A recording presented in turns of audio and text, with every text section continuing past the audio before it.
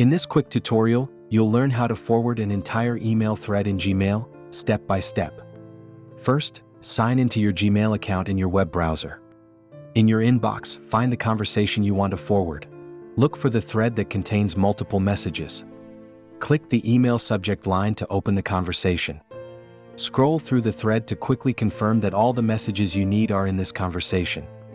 Once you're sure this is the right thread, you're ready to use the menu that forwards the entire conversation at once. On the last message in the thread, move your cursor to the top right corner and click the three-dot More menu. In the menu that appears, click Forward to forward the entire conversation. Gmail opens a new message window with all the emails in the thread included below. Type the email address you want to forward the thread to in the To field.